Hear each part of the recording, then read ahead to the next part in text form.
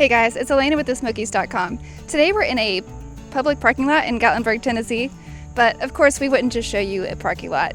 This parking lot is actually part of an abandoned attraction called Fun Mountain. It's been closed for over 20 years, but you can still see the abandoned chairlifts among the trees. Let's take a look.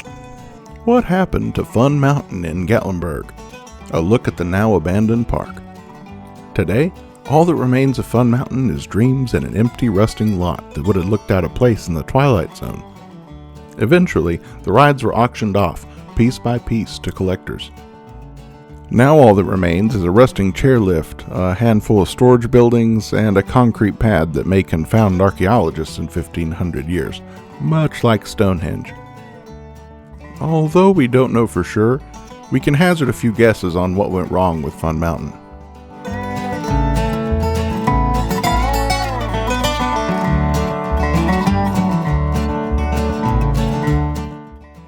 Number 1. Karma.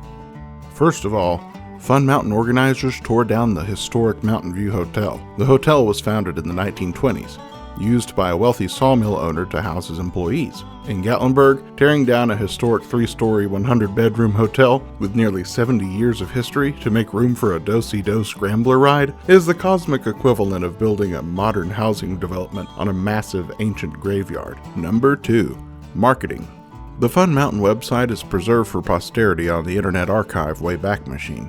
The site is an interesting relic of ancient web design, and it's also a window into how the marketing department may have fallen down on the job. First, excessive exclamation point usage is a sign of someone who thinks they're good at marketing, but isn't.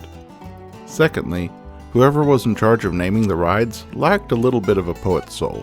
We would have been embarrassed as teens to utter out loud, much less ride the hyphen-friendly go-get-'em go-karts, the bump-'em bumper boats, or the aforementioned do-si-do scrambler ride. Number 3. Park and location. Parking and location were an issue, even though you'd think that the spot at the start of the strip would have been ideal. A parking lot essentially took its place, which is telling. For instance, Anakista solved the parking dilemma by building parking at the strip and giving transportation to the park set back in the mountains. If Fun Mountain had stumbled across that model 30 years earlier, it would have been helpful for their success. Number 4.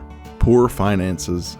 Finally, lack of finances is likely the closest to the truth. Specifically, many small businesses fail as a result of being undercapitalized. Fun Mountain launched with a lot of poorly named stuff and relied on word of mouth to survive. Likely, they didn't allow enough funds for marketing and didn't account for the massive growth at Dollywood, which ate up market like Pac-Man swallowing yellow pellets. They needed to be able to survive longer and dig in deeper. On paper, Fun Mountain should have worked. Go-karts, bumper cars and boats, mini-golf, carnival rides, and arcade games, all for a reasonable price. If that was open today, it might be worth a trip. Instead, it's a dusty, haunted place. Where is the abandoned theme park in Gatlinburg?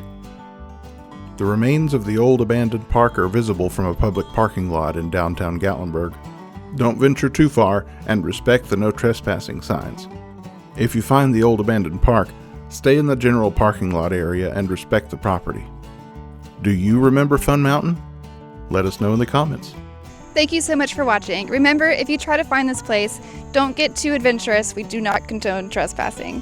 Thanks for watching. Remember to like and subscribe and hit that bell for notifications and follow us on thesmokies.com.